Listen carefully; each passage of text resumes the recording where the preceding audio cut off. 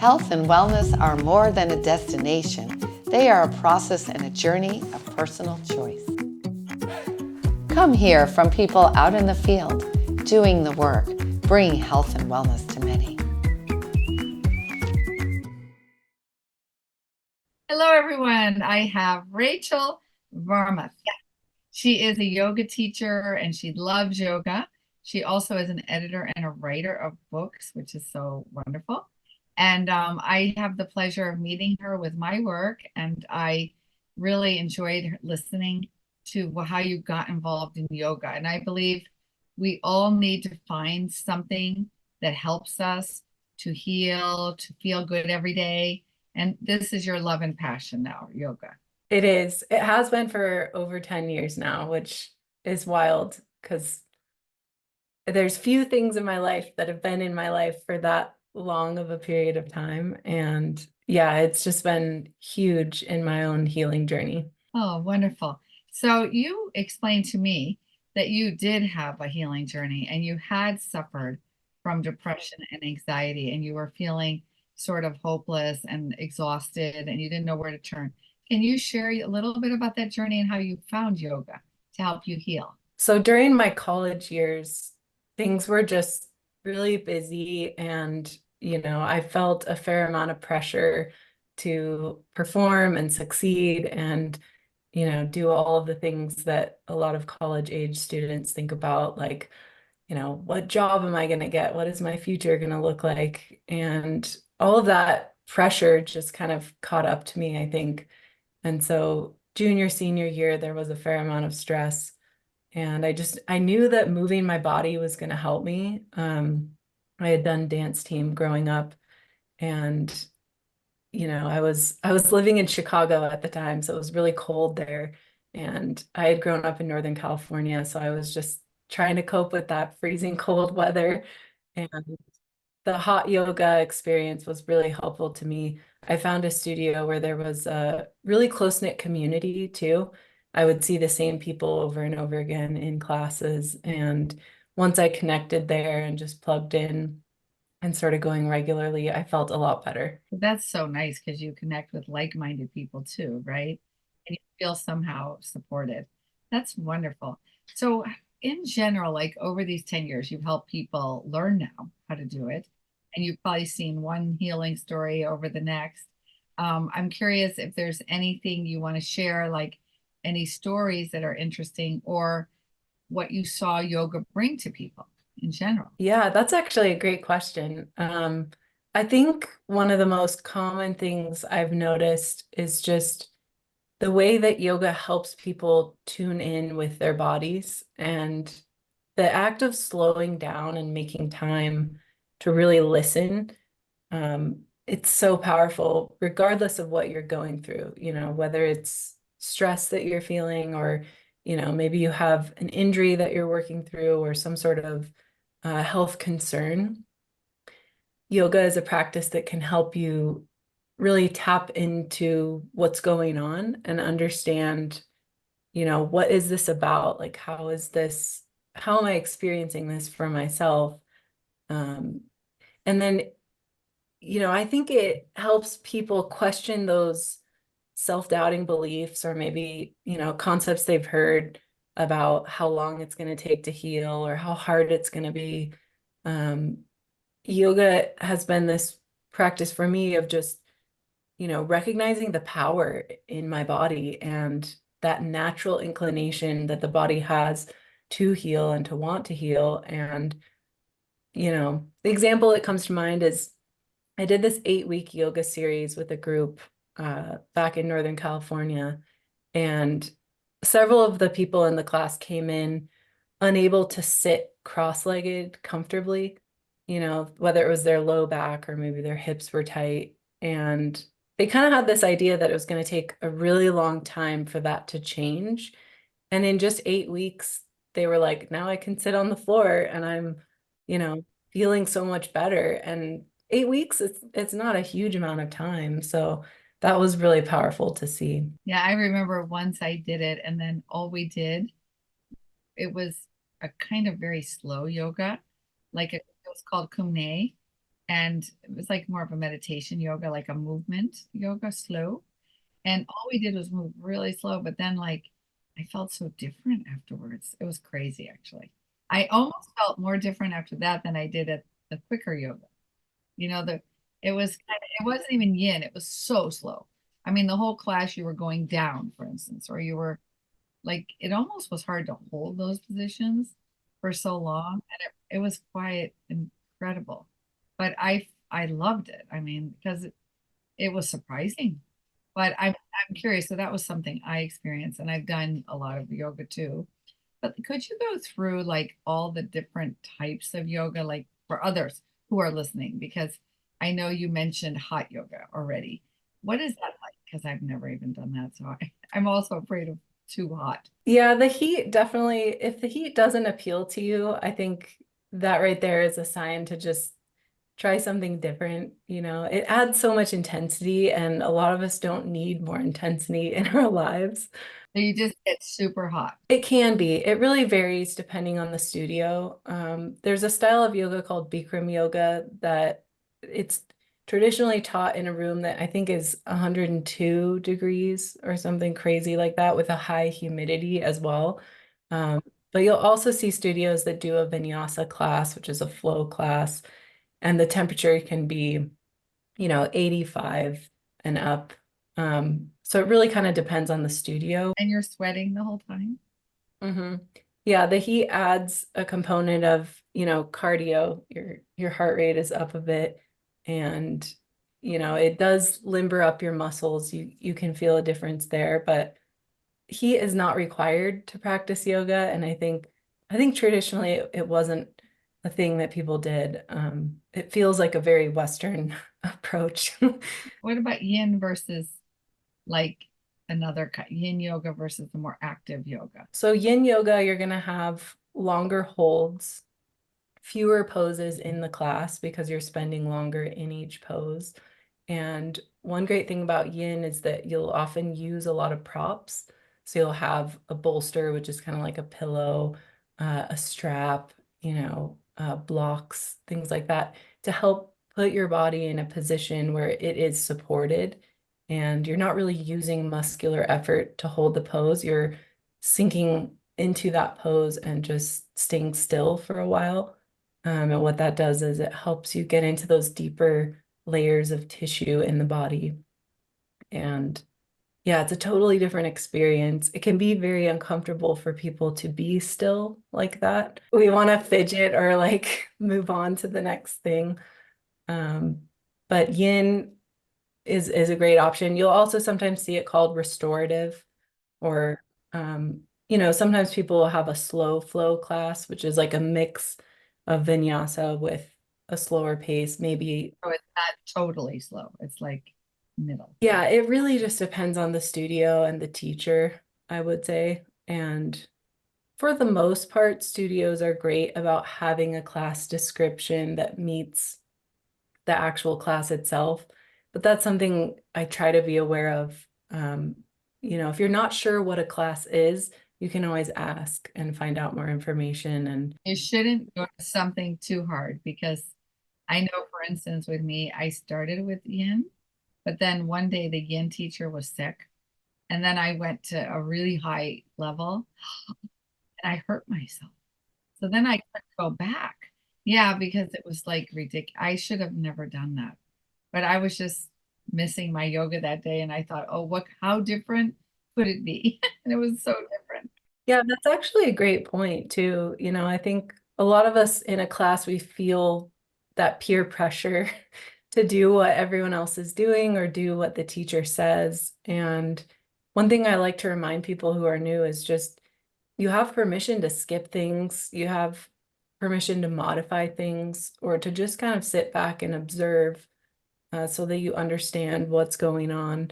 Because it's a lot for your brain to take in the beginning too, And yeah, there's no requirement that you do everything in a class, but a lot of us don't really think of that unless we're reminded to, So injuries can happen, and part of it is just, yeah, having that awareness that, you can make it your own. which sometimes includes just taking a rest in the class. So what is Dharma? So Dharma is a word that means purpose. And there's a style of yoga called Dharma yoga. The lineage goes back to Dharma Mitra, who's a master level teacher. He's based in New York City. And his style of teaching is a lot of heart opening, a lot of back bending. And yeah, it's a beautiful practice that I have found helps me connect to my heart, which I think of as, a space that holds a lot of purpose. And light, right? And source, I think, when I know more and more about it. So vinyasa, you mentioned, what is that? That is the flow style of class. It's essentially linking your movement with your breath. So you'll often see sequencing that like moves people through how to cue their breath with the poses. So a lot of times with vinyasa, you'll do sun salutations to warm up. And that's kind of like this base building block that the class gets built around. And yeah, I love vinyasa. That's the style of yoga I was trained in. And it's funny because over the years, I feel like I come back to the simple basics of a flow class. Like there's kind of a trend out there of um, creating all these exciting, creative, different flows, but sometimes I would prefer just a very simple class that doesn't confuse me or feel like it's over the top, like I don't know, that's maybe just me, but No, I think that people should have, that's why I was so glad you were willing to talk about it, because when people are starting a practice, they need to understand that they have to really start maybe with something simple and then build up. And, and even top athletes, if they're not used to this is different, right? So you have to go at your own pace, truly. And I think that's so important. So let's talk about the benefits. Let's say, what are the benefits physically? so I like to think of it as a three-part uh kind of pyramid, I guess. You have strength that's being built, you have balance, and then you have flexibility. And I think most people who don't know anything about yoga assume that the main goal is flexibility, right? Like I'm going to be able to touch my toes. I'm going to, be able to bend and twist in all these strange ways. And we have to remember that that is also paired with the strength aspect. You know, when you're lengthening muscles, you also want to think about what parts of your body are holding strength and are engaged so that that lengthening is happening in a mindful way. I think of things like people who are hypermobile or hyper flexible, they can actually push past the place where they want to be. And so it's a balance, right? It's an aspect of learning how to balance those two, the strength and the flexibility, and then balance too, and not just in the balancing poses, like where you're, standing on one foot or maybe hovering above the floor in some way, but balance in terms of moderation and how to find steadiness within a pose, how to have the breath moving in a steady way that supports you. So I think it's all three of those things. So, in order to get to the mental and the emotional level, I want to ask you something. So, what is the science behind it? Because before, I think we have to understand the science behind yoga, and then we can go into those other two aspects. I think the breath is really a key component. And it is taught in yoga studios that I've seen, but sometimes it's not. And that's always surprising to me because your understanding of your breath within a given pose is going to help you receive those physiological benefits. Not just the oxygen moving in your body in a deeper way, but yeah, like we were just talking about, that steadiness and sense of calm and, being able to take the body out of the flight or fight intensity down into, yeah, rest, digest, and heal. So that's your whole like autonomic nervous system. So you're taking it from the sympathetic, which we've all in all the time, stress, stress, stress, stress, stress, and then you're going more in the parasympathetic. So if you do that a couple times a week, then it's sort of like your body gets used to doing it, right? Even in the more elevated, vigorous types of poses, to be able to access that sense of calm, and cue to your body, like, I am okay right now, even though my muscles are maybe shaking or, this is a little bit uncomfortable. I think that's where a lot of the benefit is. And that's where it starts to get more into mental, emotional.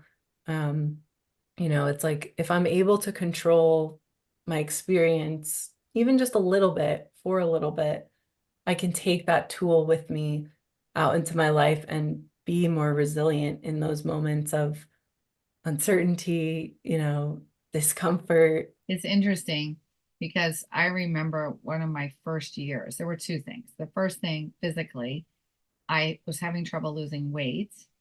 I gained weight in menopause and from writing a course I wrote. And then I lost weight just by yoga. That was the first shock because here I was hardly moving and my middle was getting stronger and I was fat in my middle. So that was, and I wasn't doing hot yoga or anything. I was doing yin yoga. So that was kind of shocking. That's the first thing. And second thing was that I remember being in one of these poses that you described. And I just and I would just start to cry. And I'm like, oh God, I hope no one hears me. I'm like, oh God, Kathleen, you're crying. And then, the tears, and I'm in this pose, you can't move yourself, and the tears are coming.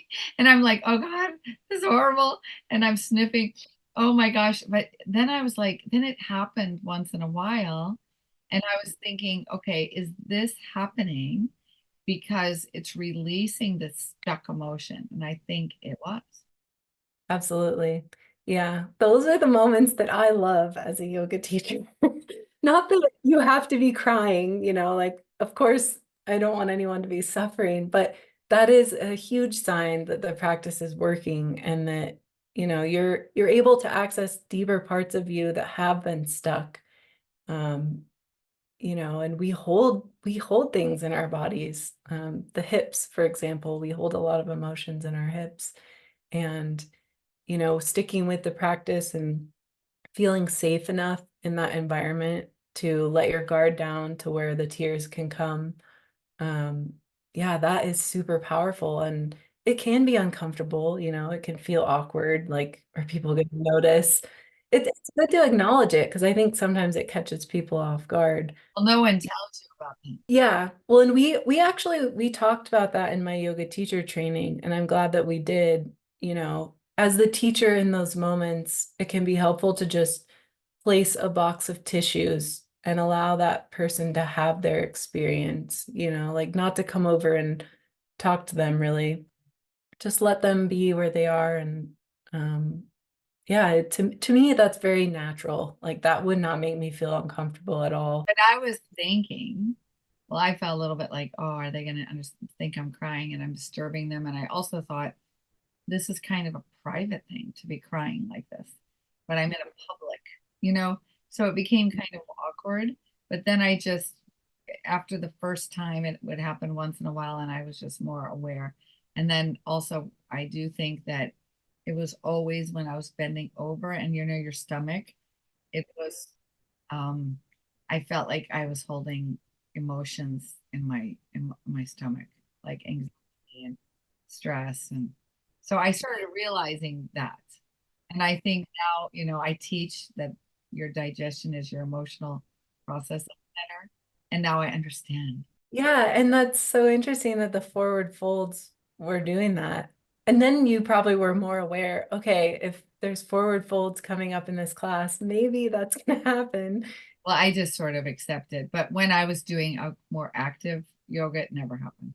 It was always in this yin yoga. So I thought that was really interesting.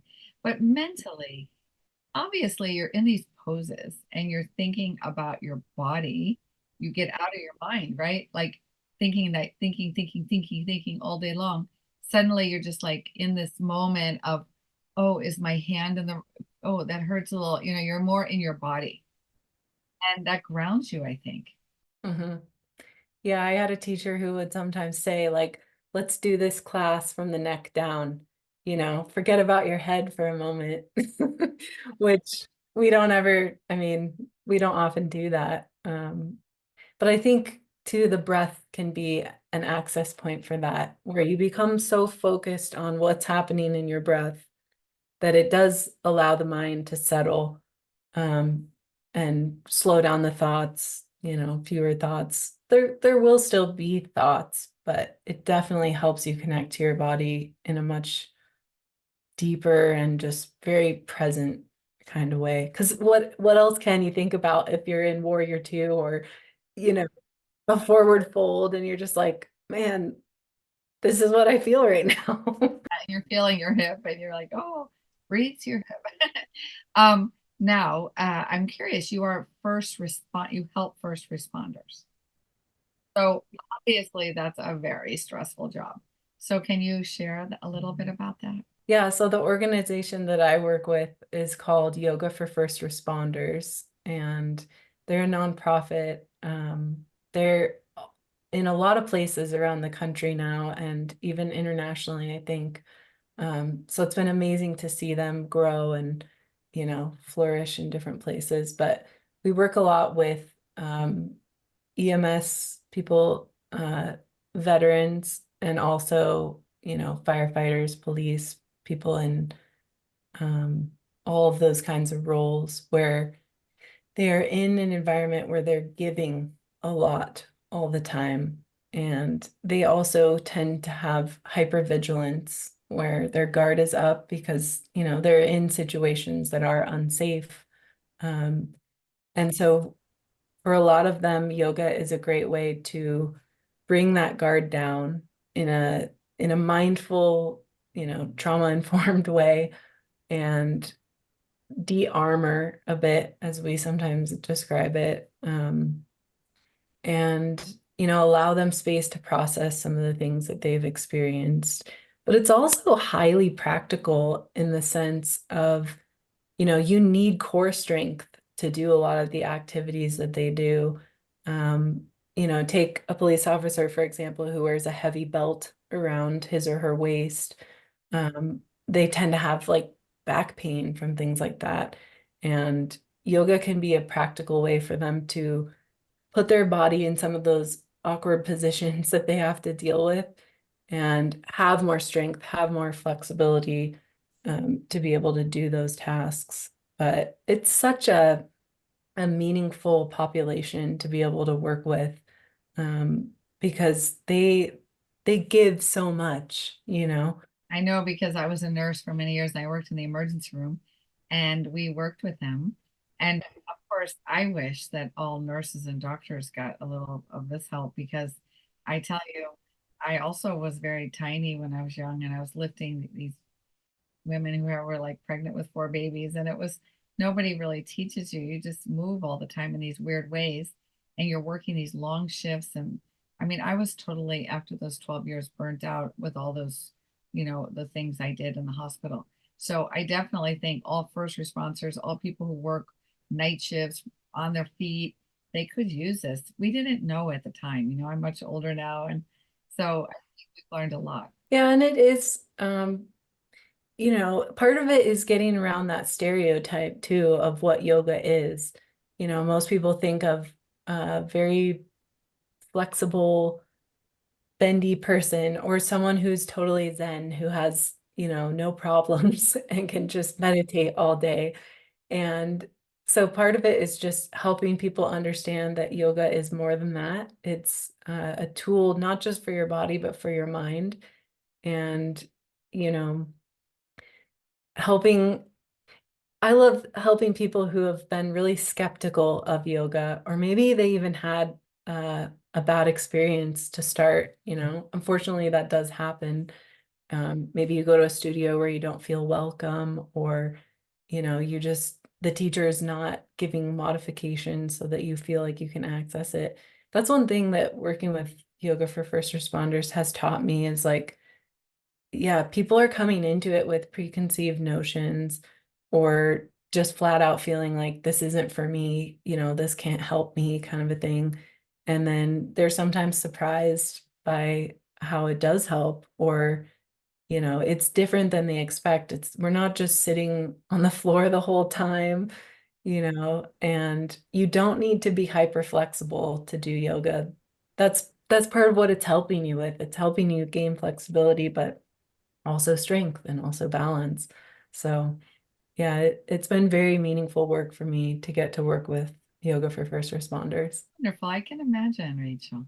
So my question now is that you said it's now spiritual. So obviously it releases emotions, it clears, declutters the mind, it helps you rebalance all of that. But spiritually, you talked about the heart. And I want to go there because so many people, you talked about these first responders blocking their heart, having all these traumatic experiences. So I'm sure it helps people in that way to connect to their essence, let's say, their core, their spiritual being, who they really are. I don't always hear those stories, I don't even know sometimes the way that it is affecting someone, but you can see a difference just in their posture or in their energy, the look on their face. And sometimes, people go to that spiritual place, I think, on a subconscious level. Maybe at the end of class where they're in the final, resting posture and things are happening on a deeper level than maybe they're even aware of.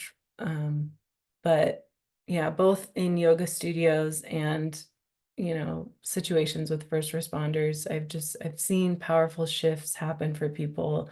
And it could be as simple as they just don't deny their feelings as much. Or, I had one student once who he didn't share this with me for months and months, but then later on, he mentioned how doing those yoga classes helped him and his wife not get divorced. And I just remember him sharing that, and it kind of it kind of hit me, like this is really powerful stuff that we're doing. And for him, it helped him like really be in touch with how he wanted to communicate things. That's how he had explained it. But yeah, it spills over into our lives, and it's a practice that can help you know yourself better. You're more in. Yeah, you respond differently, and yeah, you just have that resilience. I think is a big piece of it. Yeah, and also, like you said, physically you get stronger. So it affects, we're not separate.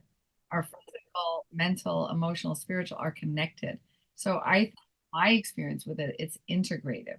Like you just feel more whole. You feel more like when you would use the word healed, more balanced and restored and healed. So that would be words I would use how it helped me, but I can imagine it helps people in all kinds of ways. Now, I'm curious, you're a writer and you've written two books. Can you that you love? You've written many more, but two you want to share today. Can you share those books and why you wrote them and what you hope humanity will gain from them?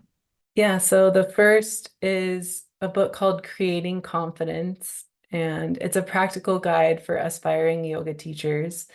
It's a short book with a lot of different things that I wished I had heard in my first year of teaching yoga.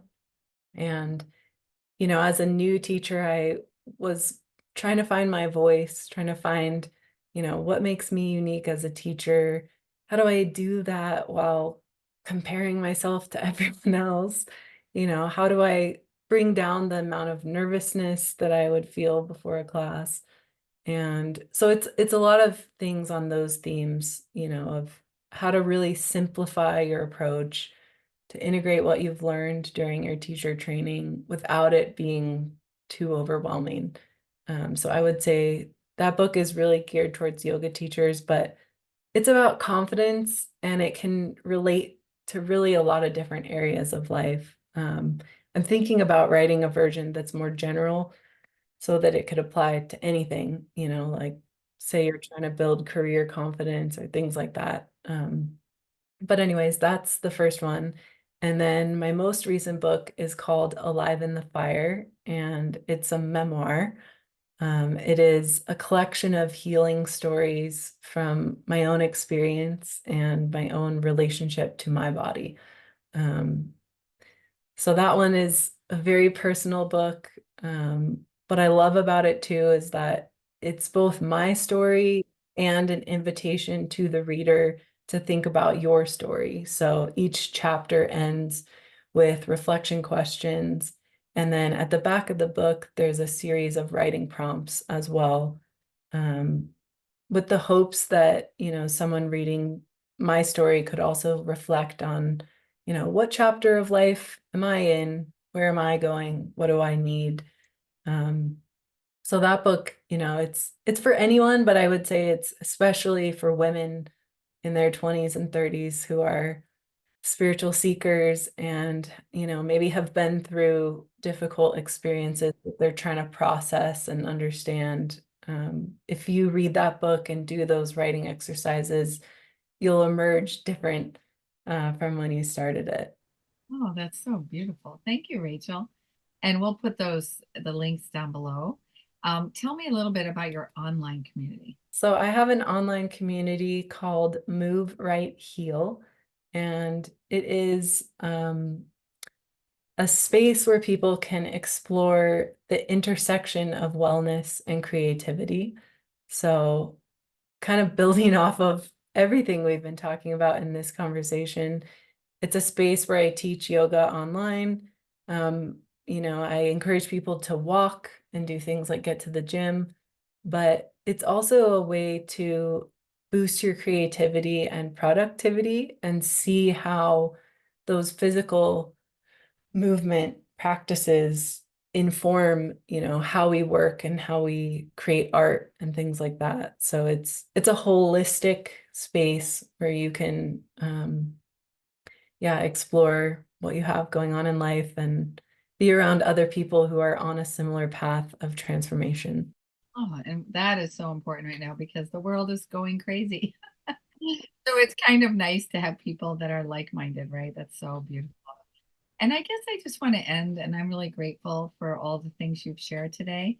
But I want to end with just your vision of, the future and your mission. And I dream often of a future where people have access to these kinds of tools, things like yoga and writing, and people understand that mind, body, spirit connection.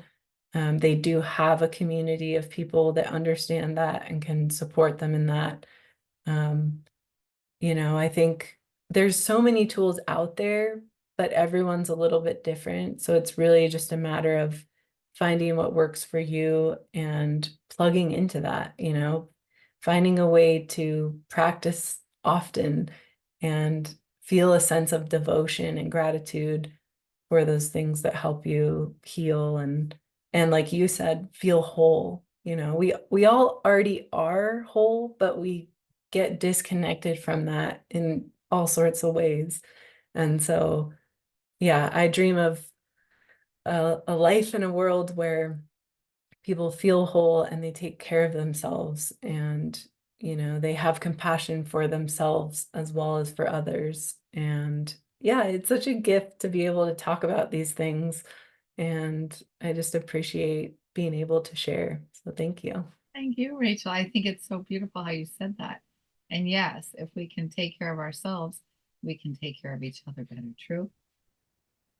So thank you so much for joining me today. You're wonderful, one of the new kids, and I'm so grateful to have you on our show. Thank you. Take good care.